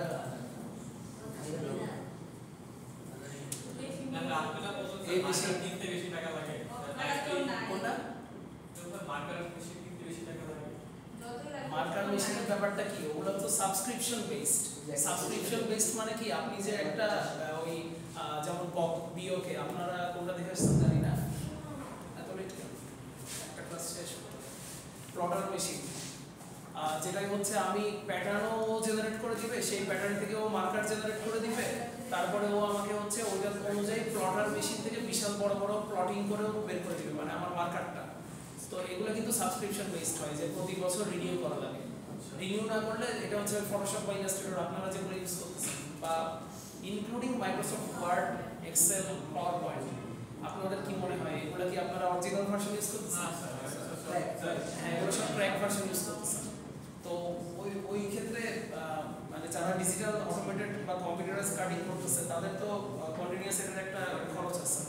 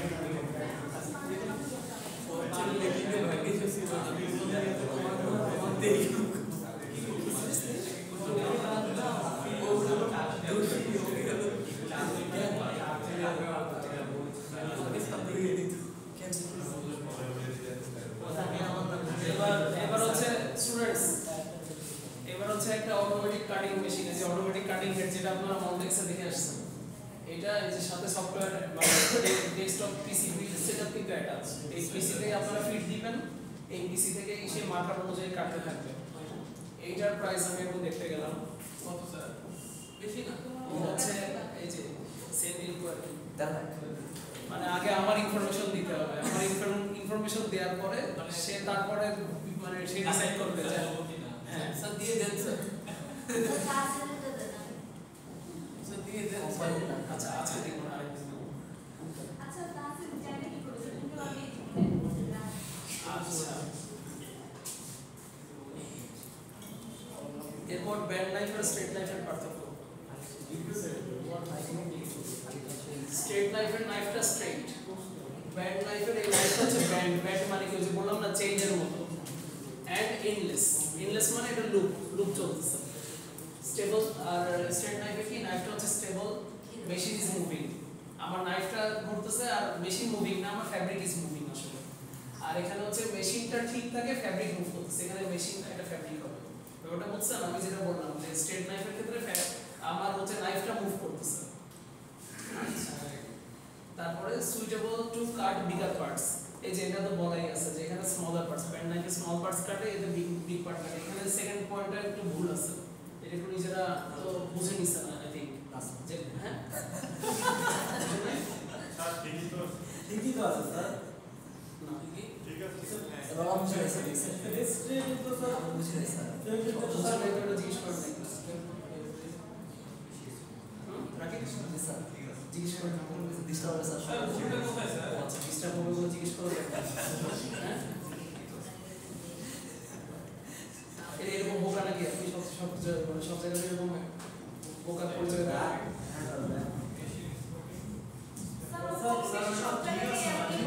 ভুলটা কোথায় স্যার হ্যাঁ বলছি স্ট্রেট নাইফের ক্ষেত্রে ফ্যাব্রিকটা আমি বিছাচ্ছি ফ্যাব্রিক কি আমি নাড়াচাড়া করতেছি ফ্যাব্রিকটা স্টেবল আমার নাইফটা নাড়াচাড়া করতেছি কেচি দিয়ে কাটার ক্ষেত্রেও ফ্যাব্রিক থাকতেছে আমি কেচি মুভ করতেছি এমন তো না যে কেচি এইভাবে রেখে দিচ্ছি ফ্যাব্রিকটা আমি কেচির উপর দিয়ে দিচ্ছি এটা তো লাগছে মেশিন ইজ মুভিং না স্যার হ্যাঁ স্ট্রেট নাইফের কিন্তু ওই যে ও আমি ঠিক আছে জি স্যার এটা তো বললাম স্যার ঠিক আছে আচ্ছা কিন্তু তাও যে একজন বোঝালেই আরেকবার বলি তো আমার এখানে মেশিনটা মুভ করতেছি ফ্যাব্রিকটা স্থির আছে স্ট্রেট নাইফ আর রাউন্ড নাইফের ক্ষেত্রে আর ব্যান্ড নাইফ যেটা ওই যে সবসময় কাঠের কলের কথা বলা সমিলের ওখানে ছুরিটা ফিক্স আছে ফ্যাব্রিকটা বা কাপড়টা আপনি দিচ্ছেন ভিতর দিয়ে তো কাপড়টা মুভ করতেছেন ওকে এখানে ফ্যাব্রিক ওয়েস্টেজ স্ট্রেট নাইফে কম কারণ আমি মার্কার বানাই মার্কার অনুযায়ী কাটতেছি আর হচ্ছে ব্যান্ড নাইফের ক্ষেত্রে ফ্যাব্রিক ওয়েস্টেজ অনেক বেশি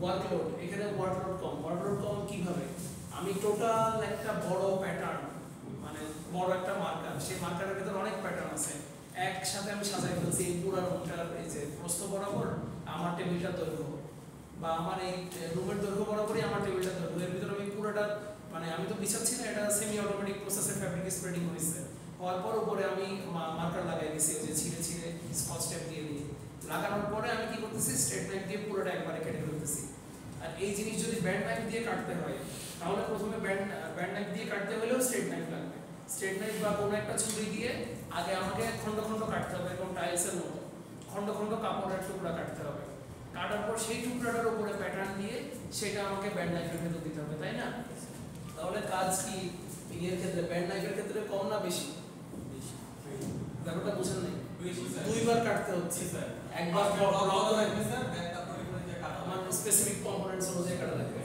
স্ট্রেট নাইফের স্পিড বেশি ব্যান্ড নাইফের স্পিড কম প্রোডাক্টিভিটি স্ট্রেট নাইফের বেশি ব্যান্ড নাইফের কম আর এই যে রিস্ক অফ অ্যাক্সিডেন্ট ওই বেশি কনসার্নসে যে আমি নিজে মুভ করতে চাচ্ছি আমি নিজে কোনো অ্যাক্সিডেন্ট করে দিতে পারি আর ব্যান্ড নাইফের নাইফটা অটো চলতেছে ওখানে আমার মানে নাইফটা লাইবিলিটি আমার না আমার নিজের সেফটি আমার আর commonly use total limited use sir ওয়েস্টেজের পরিমাণটা তো হিসাবে ব্যান্ডার কমতে হবে না ব্যান্ডার কমানো হবে না ব্যান্ডে কম হচ্ছে না কেন কারণ প্রথমে আমি কাপড়ের খন্ড খন্ড কেটে নিচ্ছি প্রত্যেকটা কাপড়ের যে খন্ড কাটতেছি সেই প্রত্যেক কাপড়ের খন্ড থেকে চারিপাশ থেকে আমার এটা কি বলে চারিপাশ থেকে আমার হচ্ছে আরো ফ্যাব্রিক বাদ যাচ্ছে সেই বাদ যাওয়া ফ্যাব্রিকগুলো দিয়ে স্ট্রেট নাইফে একটা স্লিভ হয়ে যাবে একটা কলার হয়ে যাবে আবার অনেকগুলো যোগ করে একটা ফ্রন্ট পার্ট বা ব্যাক পার্টও হয়ে যায়, কিন্তু ব্যান্ড নাইফে আমার জায়গায় জায়গায় স্ট্রেস। হ্যাঁ risk of accident. এই তো এটা আমি তো বললাম যে আপনি নিজে বাইক চালাইলে আপনার অ্যাক্সিডেন্ট হওয়ার, আপনার নিজে বাইক চালালে অ্যাক্সিডেন্ট হওয়ার রিস্ক বেশি না, এটা হচ্ছে নিজে অপারেট করলে সেই রিস্ক, সেই অ্যাক্সিডেন্টের রিস্কটা এখানে কম। স্ট্রেট নাইফ রাউন্ড নাইফ আপনি নিজে চালাচ্ছেন, এমন হতে পারে আপনি নিজে ওই এখানে সুজন চালাচ্ছে, পাশে রাকিব আছে, রাকিবের হাতের উপর দিয়ে চালাই দিলেন, মানে ওই রিস্কটা এখানে ব্যান্ড নাইফে হবে না, কারণ ব্যান্ড নাইফে নাইফ সে নিজে নিজে চলতেছে। এবার ওখানে যদি রাকিব নিজে আঙুল দেয়, রাকিবের দোষে রাকিবের আঙুল কাটবে। আচ্ছা, এবার এই অটোমেটিক কাটিং হেড যেটা বা কম্পিউটারাইজড কাটিং মেশিন যেটা, এইটা একটু দেখো।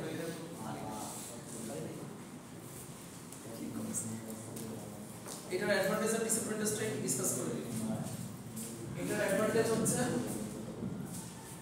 অন্য যে কোনো কাটিং এর চেয়ে 6 থেকে 8 গুণ বেশি দ্রুত কাটতে পারে, মানে স্ট্রেট নাইফের কাটিং এর চেয়ে এটা আরো 6 থেকে 8 গুণ বেশি দ্রুত কাটতে পারে।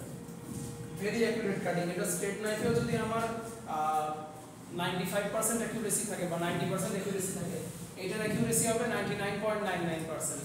কোনো যান্ত্রিক গোলযোগ না হলে বা ভেতরে একটা ফরেন কোনো ম্যাটেরিয়াল না পড়ে গেলে এটাই কাটিং এ কোনো প্রবলেম হবে না। আচ্ছা, cutting knife could be rotated and moved at any angle. এটাও হচ্ছে ওই যে ব্যান্ড নাইফ বলেন বা স্ট্রেট নাইফের চেয়েও বেশি ফ্লেক্সিবল এটা, মানে এটা নিয়ে কোনো কনফিউশন নেই। লার্জ স্কেল প্রোডাকশনের জন্য suitable, can be connected with computerised marker making. তার মানে এই যে কম্পিউটার থেকে দেখতেছেন, এখানে আমি মার্কারের ইনফরমেশন ফিড করে দিব, সেই অনুযায়ী আমাকে ডিরেক্ট কেটে দিবে। আমাকে আলাদা মার্কার হচ্ছে প্রিন্ট করে এনে, কম্পিউটার থেকে প্রিন্ট করে এনে আমাকে ছিঁড়ে ছিঁড়ে ট্যাপ মেরে মেরে লাগাইতে হবে না। এটা অটোমেটিক ওরা নিজেরাই হচ্ছে ফিড দিলে মার্কারটা অটোমেটিক ওরা জেনারেট করে দিবে, এই সফটওয়্যার থেকে জেনারেট করে মার্কারটা এটার উপরে ওরা নিজেই যে আমি স্প্রেডিং এর ভেতরে দিয়ে দিলে এটা বিছাই দিবে। No possibility of blade deflection. এখানে তো ব্লেডই নাই, তাহলে ব্লেডের ডিফ্লেকশন কেমনে হবে? এটাও হচ্ছে একটা ড্রিল মানে একটা পিনের মতো, আপনাদেরকে ভিডিও দেখাইছিলাম মনে আছে না? আর সামনে তো দিয়ে দেখে আসছেন, একটা লেজার লাইট পড়ে লাল, পরে ওই বরাবর ড্রিল করে ঠাস করে ড্রিল করে ঢুকে যায়, ঢুকে তারপর সে অনুযায়ী আমার যেই বডি পার্ট কম্পোনেন্টটা কাটতে হবে কেটে দেয়।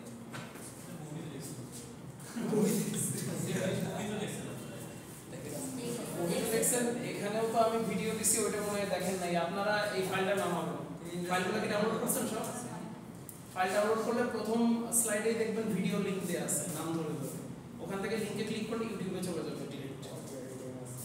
আচ্ছা, ব্লেড শার্পেনার ইজ অ্যাটাচড, স্বাভাবিক। এখানে আমার মানে এখানে আমার যে অয়েলিংটা লুব্রিকেশনটা ওইটাও অটোমেটিক।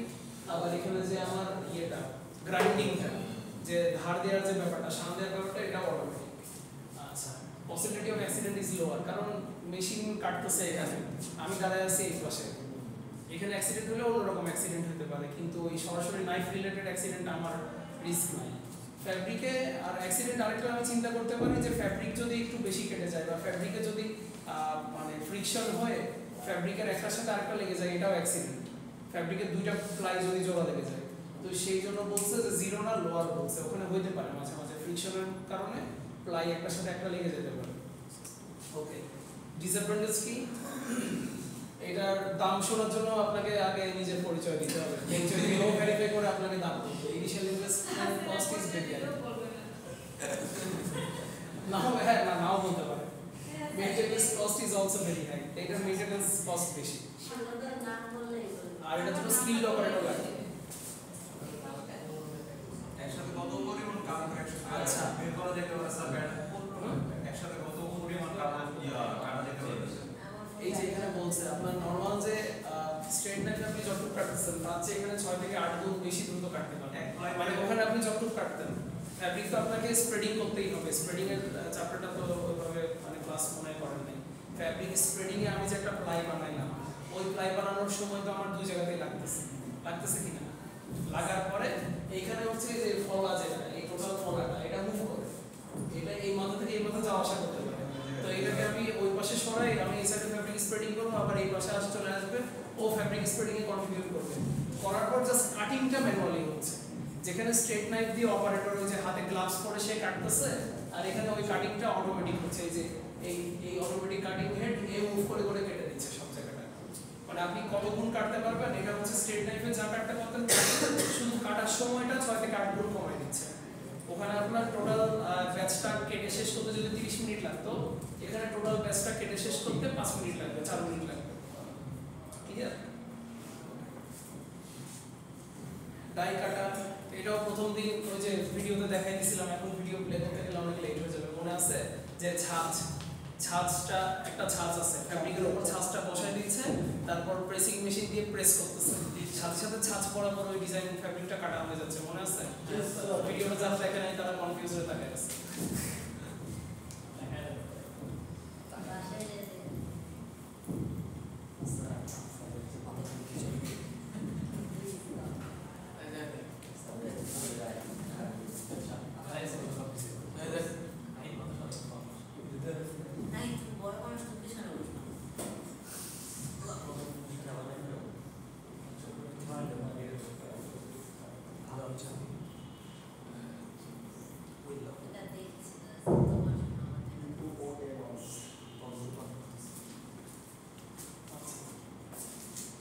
দেখেন এটার ছাঁচের উচ্চতা যতটুকু, ছাঁচের উচ্চতা ধরেন 2 ইঞ্চি বা 3 ইঞ্চি, এর চেয়ে বেশি কি ফ্যাব্রিক কাটতে পারবেন? পারবেন না। আবার এটার জন্য আমার যদি ফ্রন্ট পার্টের ছাঁচ কাটা লাগে, স্মল সাইজের ফ্রন্ট পার্টের জন্য ছাঁচ বানাইতে হবে। আবার এই লার্জ সাইজের ফ্রন্ট পার্টের জন্য আবার ছাঁচ বানাইতে হবে, লার্জের স্লিভের জন্য বানাইতে হবে। প্রসেসটার নামটা কি? ডাই কাটার। এই যে ডাইস করে না, ডাইস মানে ছাঁচ দিয়ে কাটলে ওটা die cutter.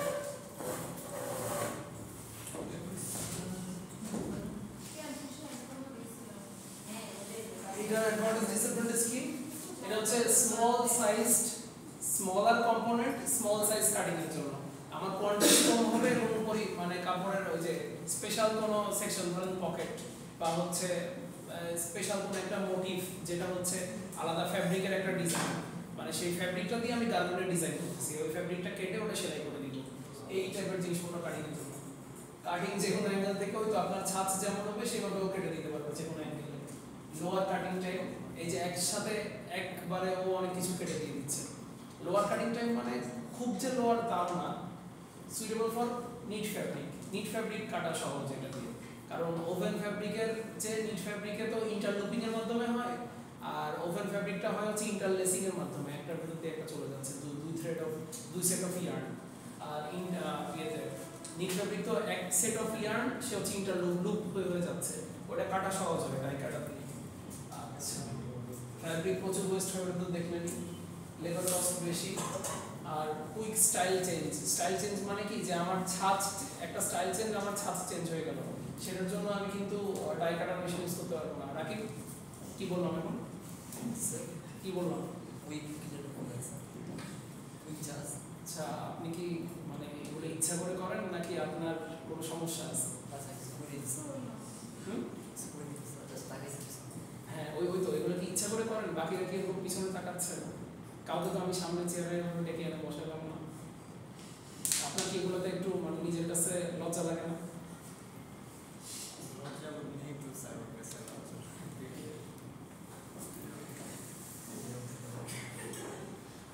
Not suitable for larger size component cutting. আচ্ছা, আপনাদের দেখে আমার মাঝে মাঝে নিজের মনে হয় কি আমি কি জুলুম করতেছি আপনাদের উপর? আপনি বললেন যে না আপনি আমাদেরকে বেশি প্যারা দেন, ওটা বললেন, তাহলে আমি প্যারা বা আমি হয়তো কোর্স নেক্সট টাইম অ্যাপারেল 2 বা এরকম কোনো কোর্স আমি বলবো যে অন্য কোনো সার্কিটে করবো,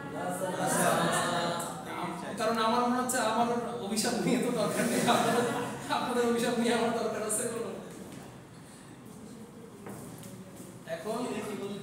এখন হচ্ছে আর কয়দিন, 2 সপ্তাহ পরে আপনাদের এক্সাম, 12 ফেব্রুয়ারি থেকে 12 সেপ্টেম্বর থেকে, আজকে 24 তারিখ। হ্যাঁ, আমার ল্যাব এক্সাম নিয়ে আমি কথা বলবো, যে এই পিরিয়ডটা শেষ হোক, আপনাদের একটা ব্রেক দিয়ে এরপরে ব্রেক আমি ল্যাব নিয়ে কথা বলবো, এরপরে laser cutting machine, water jet cutting machine, এগুলোর আমি লিংক দিয়ে দিছি ভিডিও, এগুলো আপনারা নিজেরা জাস্ট পড়ে নেবেন। আর হচ্ছে নচার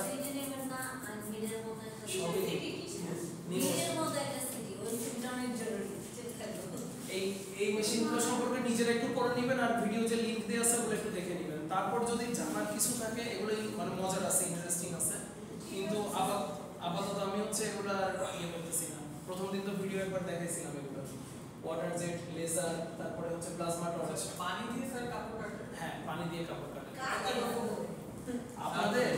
আপনাদের যে ইয়ে ওয়াটার গান, এয়ার গান, এগুলো নাম শুনছেন না? এই যে প্রিন্টিং, সেই ওয়াটার গান না। আমি তো এটাই বলছি। হ্যাঁ, ওটা ওয়াটার গান। আমি কোন ওয়াটার গান বলতেছি, আপনারা যে প্রিন্টিং এর ইয়েতে গেলেন, প্রিন্টিং এর যে ডিভিশনে, ওখানে গিয়ে যে ইয়ে আপনি গেছিলেন ওই জানবেন তো, ওখানে যে ছাঁচ বানাইলো, ছাঁচ না ফ্রেম, স্ক্রিন প্রিন্টিং এর ফ্রেম, পানি এত জোরে শুট করতেছিল, পানি দিয়ে সব ভেঙে যাচ্ছিল না, ডিজাইনটা তৈরি হয়ে যাচ্ছিল না, বিশ্বাস যায় না। ভিডিও যে সুন্দর ভিডিও শেয়ার করলো না, ভিডিওটা তাইলে দিয়ে ওইটাতে তো তখন ওয়াটার গান দিয়ে স্প্রে করতেছিল। তো এগুলোর যথেষ্ট ইয়ে আছে, শক্তি আছে, গতি আছে, এবং এটা আমি যদি মানে পানিও বিপজ্জনক হয়ে যেতে পারে, যে পানি যদি আমি উচ্চ গতিতে অল্প একটা এরিয়া দিয়ে পাস করি, যেটা হচ্ছে নিঃসরণের ব্যাপার, মনে আছে তো? নিঃসরণ কি? ছোট্ট একটা ছিদ্র দিয়ে মানে উচ্চ চাপ থেকে নিম্ন চাপে উচ্চ গতিতে যাচ্ছে বাতাস বা পানি। ওয়াটার জেটও আছে, এয়ার জেটও আছে। এইটা দিয়ে আপনারা এখন তো উইভিং করতেছেন, তাই না? জি উইভিং এর ভিতর যে শাটল, ওই ওয়াটার জেট দিয়ে ধরুন এটাও করা যায়, কাটাও যায়, কিন্তু এগুলো এটা কনসেপ্ট আর কি, মানে এটা এখনো ওয়াইডলি ইউজড না।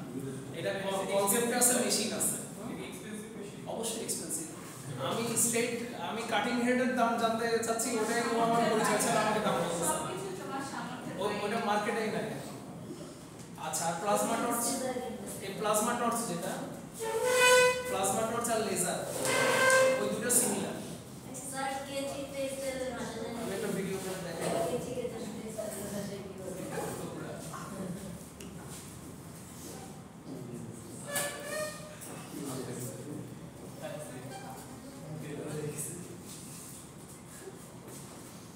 এই যে লেজার কাটিং এ লেজার রশি আসতেছে, এসে ফ্যাব্রিক কেটে দিচ্ছে।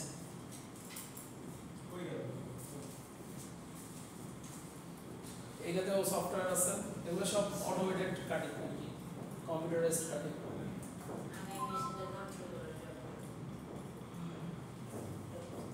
এগুলোতে প্রচুর রিস্ক থাকে।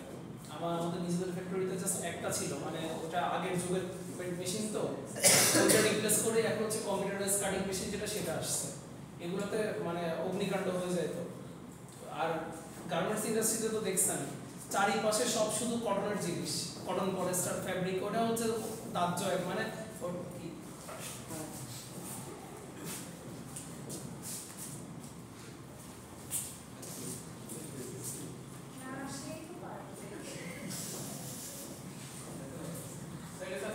এখানে তো হ্যাঁ, মানে এটা হচ্ছে এখন যে অটোমেটেড কাটিং মেশিন দেখতেছেন কম্পিউটারাইজড, এইটার আগের কম্পিউটারাইজড ভার্সন ছিল এটা, কিন্তু এটা প্রচন্ড রিস্কি ছিল। আমাদের ফ্যাক্টরিতে যেমন এটা একটা ছিল, এটা পুরো আইসোলেটেড করে দিয়েছে, এবং এটার চারিপাশে হচ্ছে মানে বর্ডার দেওয়া আছে যে এটা, এবং আমার সামনেই আগুন ধরছিল এবং কারণ আগুন তো ধরবেই। এখানে যে লেজার দিয়ে যে যাচ্ছে ফ্যাব্রিকটা কাটার পর নিচে ডিরেক্ট, এটা হচ্ছে পাত, মেটালিক পাত, এখানে ফ্রিকশন হয়ে স্ফুলিঙ্গ তৈরি হয়। এই যে এখানে খুব, আর মেশিন পুরাতন হয়ে গেলে ওখানে ম্যালফাংশনের রিস্ক বেড়ে যায়। ওইটা এক দামি একটা মেশিন, ওইটা কিনে রাখছে, মানে নিজের ছেলে যদি একটা একটু বেয়াদব হয়ে যায়, দুষ্টু হয়ে যায়, তাকে তো বাপ ফেলে দিতে পারে না, তাকে একটু সাইড করে রাখে আর কি, বা একটু প্রোটেক্ট করে রাখে অন্য জায়গায়। তো ওই মেশিনটা ওইভাবে রাখা হয়েছে, আইসোলেটেড অবস্থায় রাখা আছে, এবং ওইটাই অগ্নিকাণ্ড আমি নিজের চোখের সামনে দেখছি। তো এবং মানে ওইটা ছড়াইতে দেয় না আর কি, এই জন্য ওইটার চারিপাশে আবার ইয়ে দিয়ে দিছে, গ্লাস দিয়ে দিছে। এবং যেটা বললাম যে আপনারা জিজ্ঞেস করতে পারেন যে তাহলে ফ্যাক্টরিতে এটা রাখছে কেন বা এটা কিনছে কেন, কারণ এটা হচ্ছে আর্লি ভার্সন, কম্পিউটার কাটিং এর আর্লি ভার্সন। আমাদের স্যার রিকমেন্ডেড করে